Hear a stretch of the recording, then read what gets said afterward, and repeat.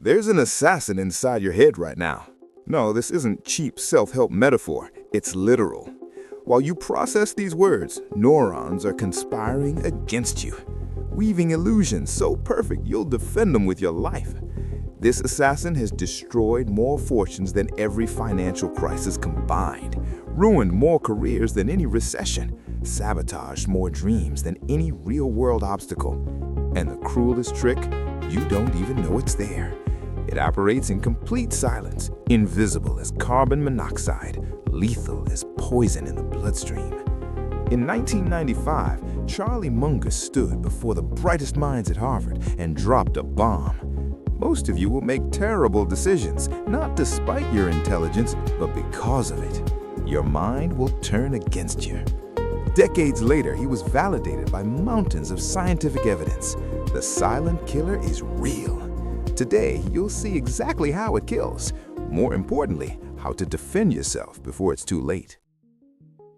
Why do brilliant minds do stupid things? This question obsessed Charlie Munger like an unsolvable riddle for over 60 years. And if you think this doesn't apply to you, that your intelligence protects you, prepare for an existential shock. Year 2000, Blockbuster boardroom.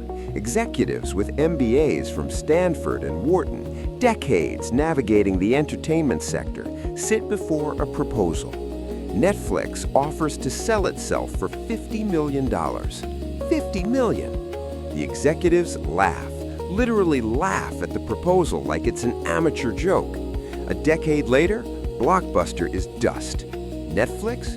$200 billion. It wasn't lack of information. It wasn't bad luck.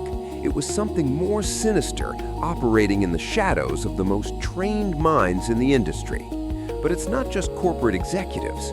Professional investors, people with access to supercomputers and armies of analysts, poured trillions into visibly overvalued assets before 2008. Houses worth $100,000 being bought for $400,000. Toxic securities receiving AAA ratings. Doctors with PhDs recommending treatments that studies show don't work. Engineers building bridges that collapse despite all calculations being correct on paper. Relationships destroyed by decisions any outside observer would see as emotional suicide. The pattern repeats like a morbid music. Intelligent people, well-intentioned, armed with information, making catastrophic choices. Munger perceived something that revolutionizes everything when you truly understand it. The human brain wasn't architected for truth. It was sculpted for raw survival. And these two objectives enter bloody war every single day. Imagine your ancestors 200,000 years ago on the African savanna. Noise in the bush. Two possible response types. First type, pause, analyze carefully, collect more data, form balanced hypotheses. Second type, run like life depends on it. The first type, eaten by lions, dead, genes eliminated from the pool. The second type, survives, reproduces, passes forward this mental circuitry of instant conclusions, cognitive shortcuts, emotional reactions before rational analysis. This circuitry saved lives for millennia. In the modern world of investments, business, complex relationships, it's catastrophic. It's like using a stone axe to perform brain surgery. The tool is designed for a completely different environment. The numbers don't lie, but they terrify. Cognitive biases cost global companies billions, perhaps trillions annually. 95% of your decisions happen in the subconscious before the rational part of your brain even processes that a decision is being made. It's like driving a car where the subconscious controls 95% and you think you're at the wheel. Here's the final blow to the illusion of control. Even PhDs in behavioral psychology, economists who study biases professionally, neuroscientists who map these circuits fall into the same traps they spend their academic lives studying. Knowing the optical illusion exists doesn't make the lines appear the same size. Knowing the bias exists doesn't shut off the neural circuit that produces it. Munger cataloged dozens of these cognitive assassins, but identified 5 particularly lethal ones. 5 operating this second as you process these words, shaping how you interpret even this information now. They don't just attack in dramatic crises, they mold every significant choice of your existence. Where to invest wealth, who to marry, which career to pursue, which opportunities to ignore. And the smarter you are, the more sophisticated the rationalizations these biases weave to justify objectively terrible decisions. Your intelligence doesn't protect you, it becomes the enemy's weapon. Let's dive into the 5 most dangerous assassins that have ever inhabited a human mind.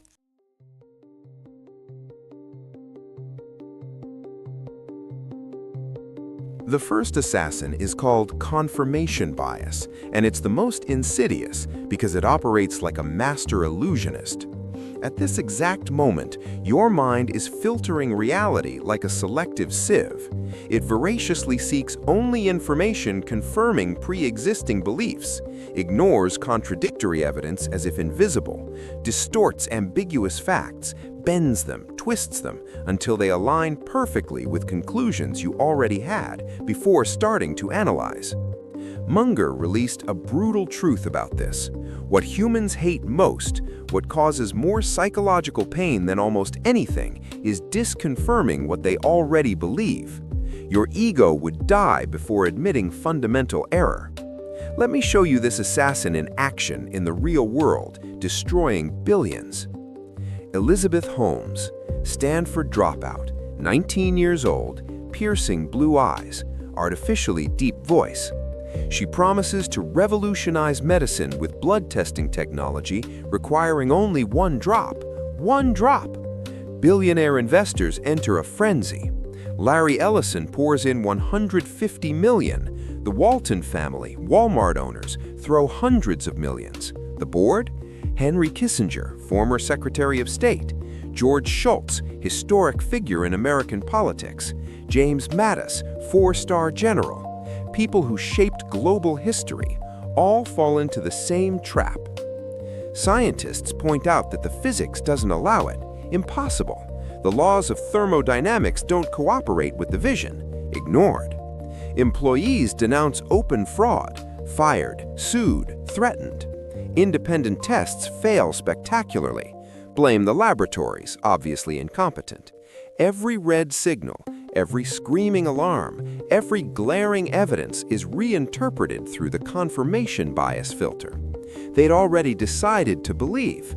The mind now works only to defend that decision, not to question it. Theranos was fraud from cell number 1, but confirmation bias cost billions and almost sent innocent people to prison with completely invented medical diagnoses. But this assassin doesn't just destroy Silicon Valley fortunes. It annihilates relationships when you ignore screaming red flags of incompatibility because you'd already decided this person is your future. Keeps entrepreneurs trapped in failed strategies for years, decades sometimes, because they filter only positive feedback, only satisfied customers, only metrics confirming the path. Locks you in miserable career because you've already invested so much time that admitting error would mean admitting a lost decade. Confirmation bias disguises itself perfectly, looks like noble determination, looks like admirable loyalty, looks like long-term vision. In raw reality, it's disguised cowardice, refusal to face uncomfortable truth. Munger had a brutal but effective antidote. Before an important decision, you must force yourself, physically force yourself to argue against your own position with the same vigor you'd argue for it. Designate someone as devil's advocate, whose only function, only responsibility is to destroy your thesis, demolish it. And ask the question Munger considered nuclear. What needs to be true for me to be completely, objectively, disastrously wrong? If you can't answer with painful specificity, you're operating under confirmation bias, guaranteed. The second assassin is incentive bias. Munger had a phrase that became legend. Never, ever, under any circumstance, ask the barber if you need a haircut. The answer is predetermined, not because the barber is dishonest, not because he wants to consciously deceive you, but because his incentives guarantee the conclusion before the question is even processed. And here lies the danger that makes this bias particularly devastating. People genuinely believe what they say. It's not calculated manipulation, it's not conscious lying. Incentive bias distorts the very perception of reality at the source, before conscious thought happens. Doctors who receive commissions from specific laboratories order more tests from those laboratories. They genuinely believe the tests are necessary. The mind rationalizes automatically. Business consultants always discover their client needs more consulting. Coincidence? No. Incentive molding perception. Real estate brokers rarely say it's a bad time to buy. Financial analysts on Wall Street almost never recommend selling stocks of companies paying their salaries through investment banking fees. Online course sellers always conclude, after deep analysis obviously, that you need exactly the course they're selling. Incentive bias doesn't require elaborate conspiracy, just requires someone be paid to reach a certain conclusion. The brain does the rest automatically, invisible as breathing. The 2008 financial crisis was catalyzed, amplified, made apocalyptic by this bias. Rating agencies, supposedly independent guardians of quality, were paid by the same companies whose toxic products they evaluated. Gravitational conflict of interest. Analysts working for investment banks recommended stocks of companies that were billion-dollar clients of those same banks. Auditors hired and paid by the companies they audited had magnetic incentive to approve creative financial statements. Each person individually, intelligent, ethical, well-intentioned, but the incentives created a collective machine of catastrophic decisions that cost trillions, destroyed economies, ruined millions of lives. Munger was inflexible about the antidote. Distrust, always distrust any advice when hidden or explicit incentive exists. Ask religiously, who benefits when I make this decision? Who gains when I lose? And seek advisors who have skin in the game aligned with yours, not opposite, not perpendicular. If someone profits from your loss, assume the advice is compromised at the root, regardless of how convincing, how rational, how well articulated it seems. The third assassin is overreaction to deprivation, and this one exploits a flaw so deep in brain design that it won a Nobel Prize.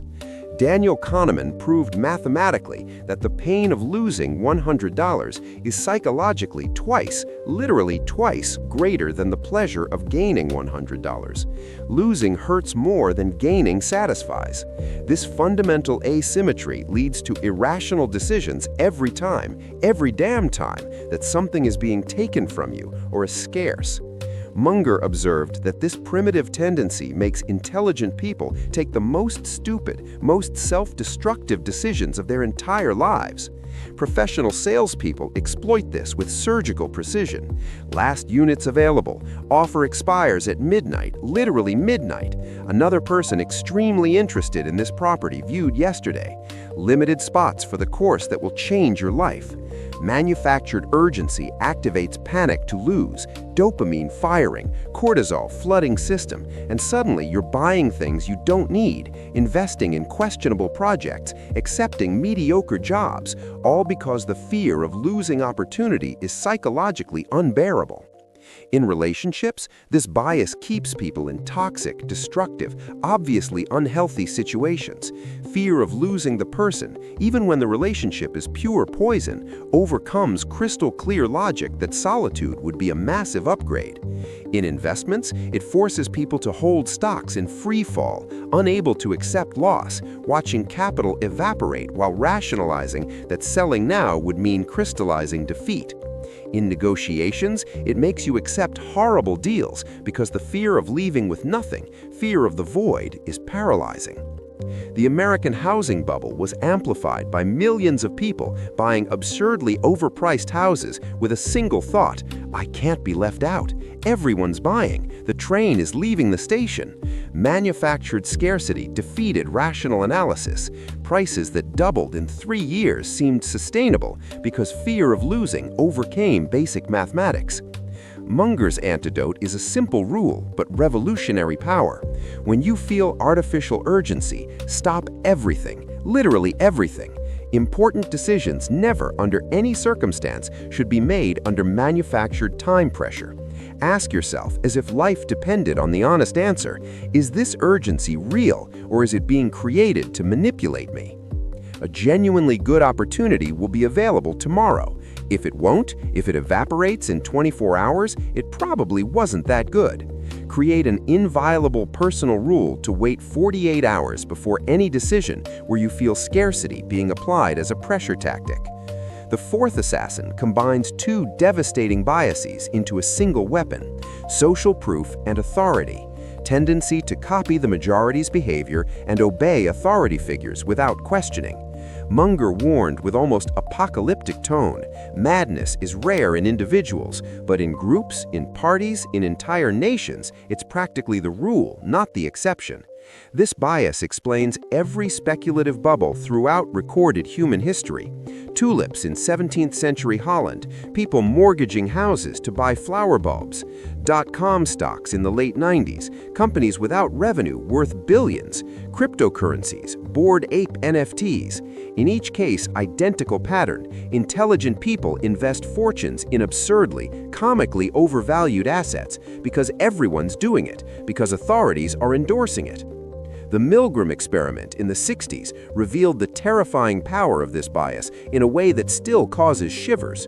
Ordinary people, normal citizens, applied what they genuinely believed were lethal electric shocks to completely innocent strangers simply because an authority figure, a scientist in a white coat, ordered it. No threat, no coercion, no weapon, just obedience to authority. The majority, not the minority, the majority went to maximum voltage marked as potentially fatal. In corporate boards, groupthink leads brilliant executives, people who built careers on independent thinking, to approve obviously flawed strategies because nobody wants to be the sole dissenter, the sole idiot questioning consensus. In the connected modern era, this bias manifests at industrial scale. Influencers with millions of followers sell dubious courses, questionable products, baseless advice. Social proof works like a drug. If 50,000 people bought it, it must be good, right? Investments in fads happen because everyone's doing it, and you don't want to be the last idiot left out. Careers are chosen by massive social pressure, not by genuine alignment with skills and passions. The double danger of this bias is that it combines two powerful evolutionary triggers: numbers, the comforting illusion that the majority knows what it's doing, with status, the dangerous illusion that authorities are infallible. Munger had a characteristic, cutting antidote. Think like a scientist, not like a sheep in the herd.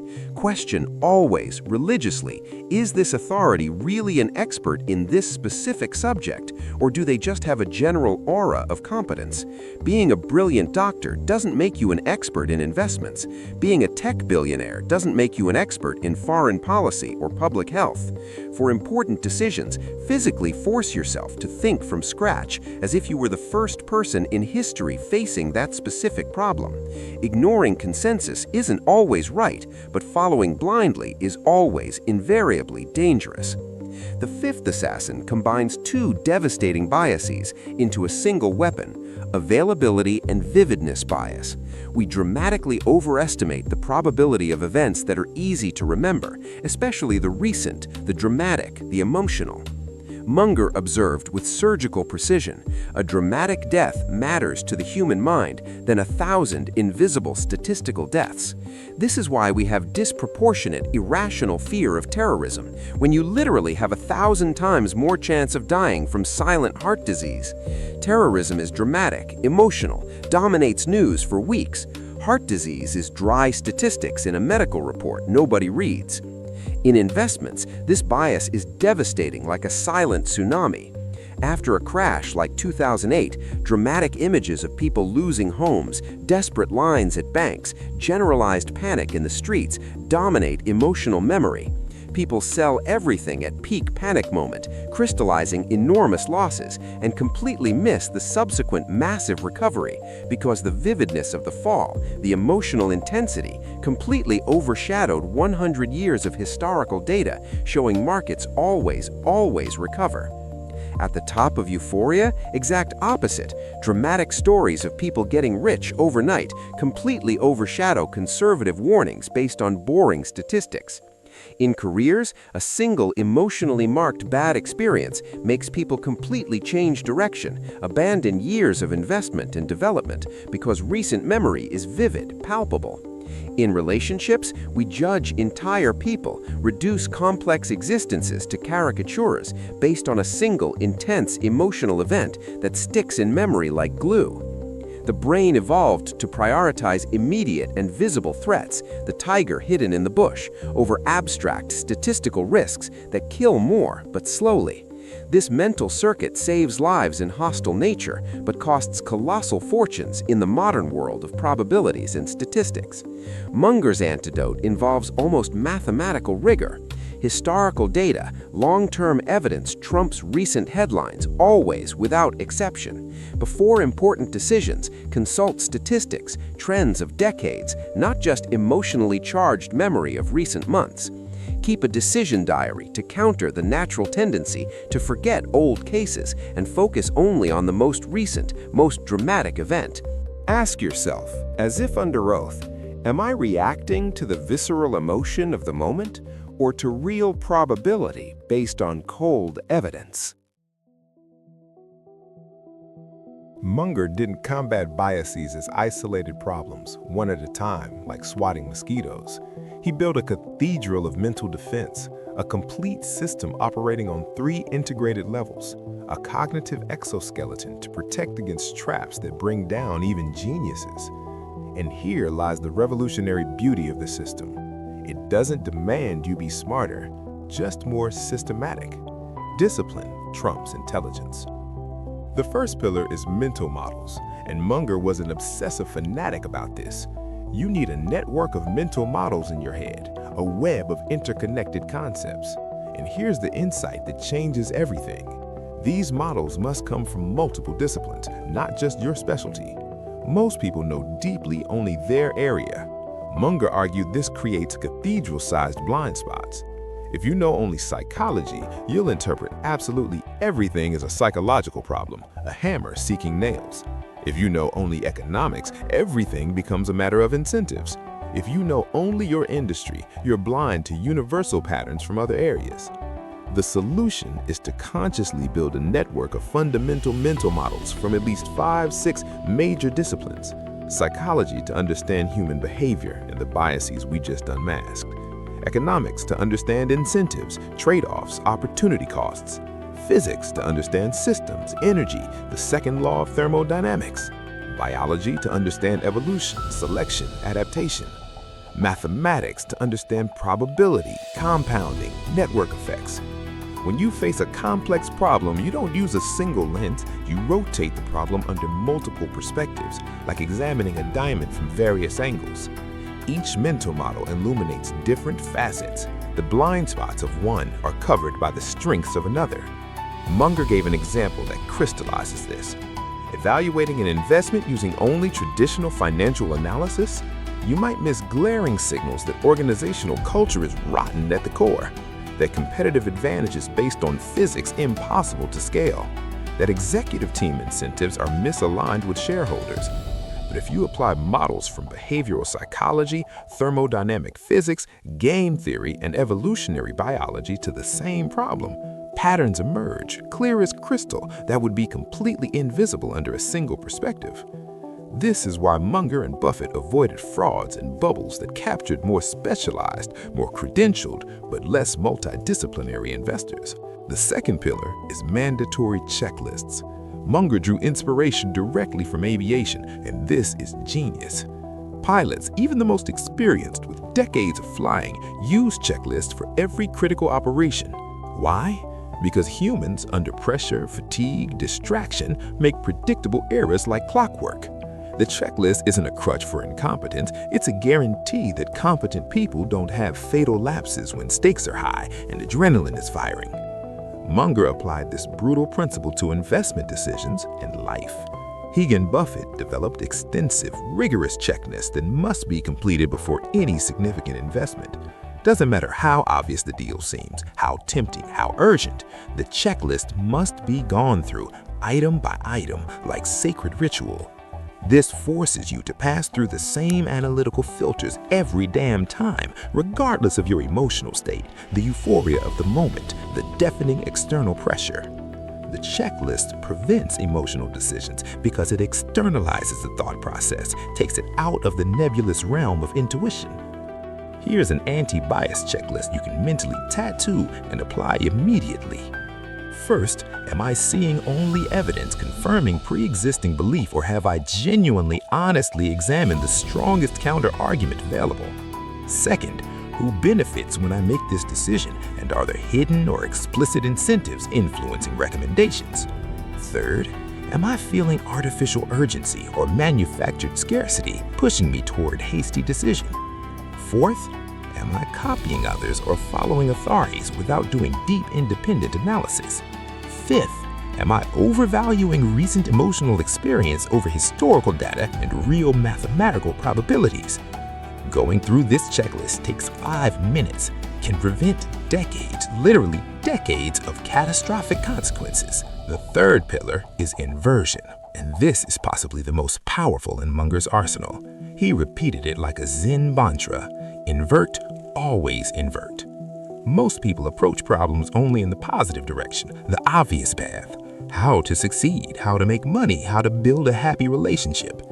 Munger argued it's often easier, more useful, more revealing to completely invert the question, flip it upside down. Instead of asking how to succeed, ask how to guarantee absolute catastrophic failure, and then systematically avoid those identified actions. Sounds too simplistic, almost childish, but it's profound as an ocean.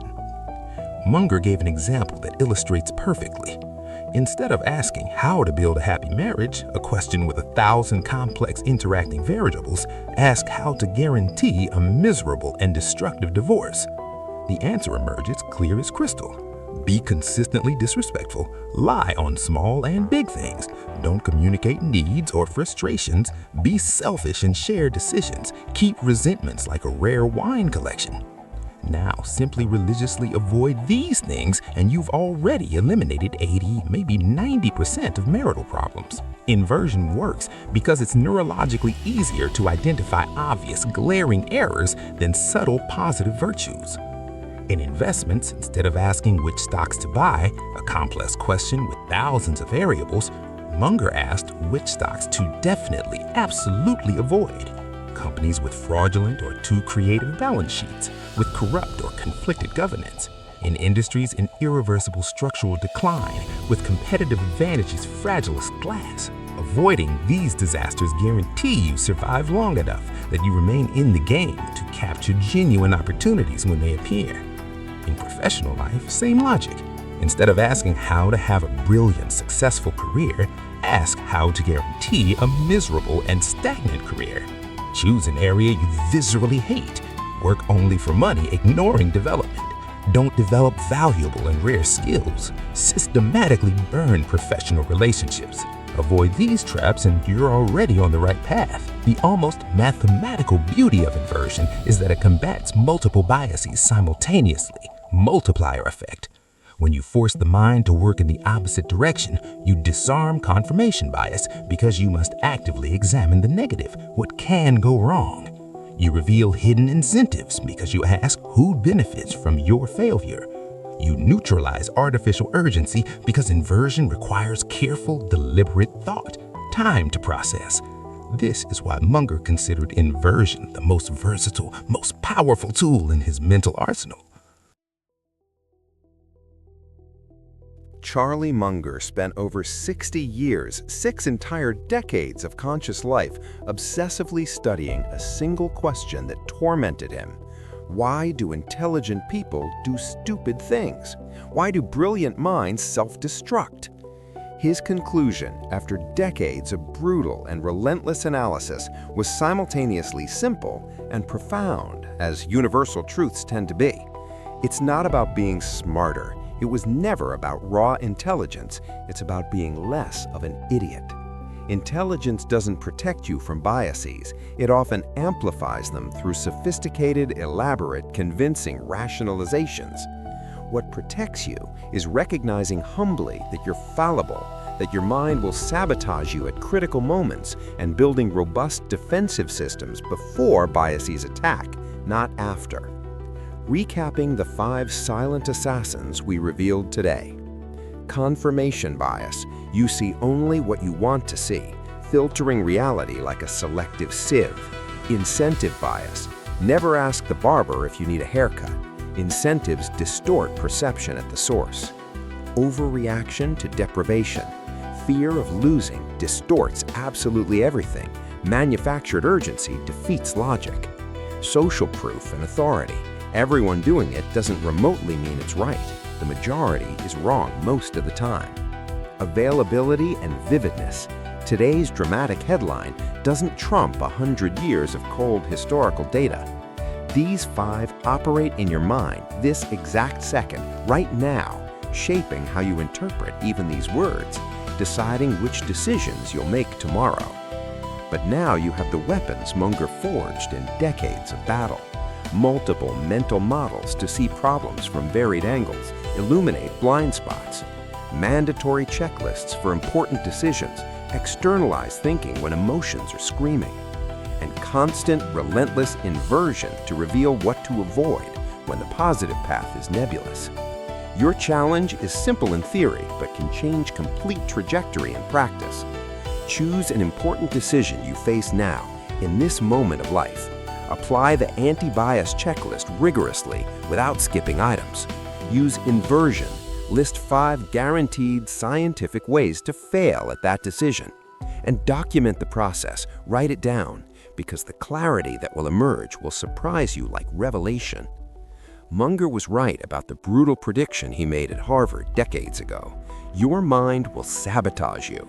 It's not a philosophical question of whether this will happen. It's a practical question of when and how devastating the damage will be.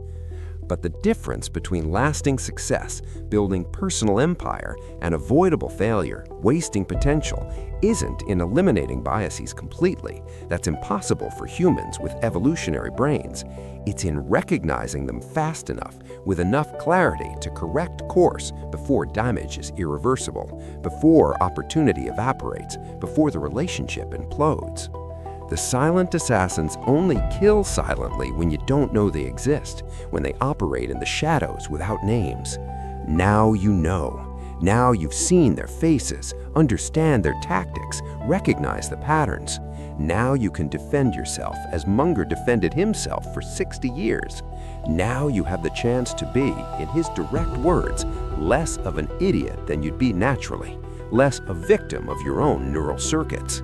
And this might be the most valuable, most lasting, most transformative competitive advantage you'll ever develop in your entire life. Because while others fall into the same millennial traps, you'll be navigating with a map few possess.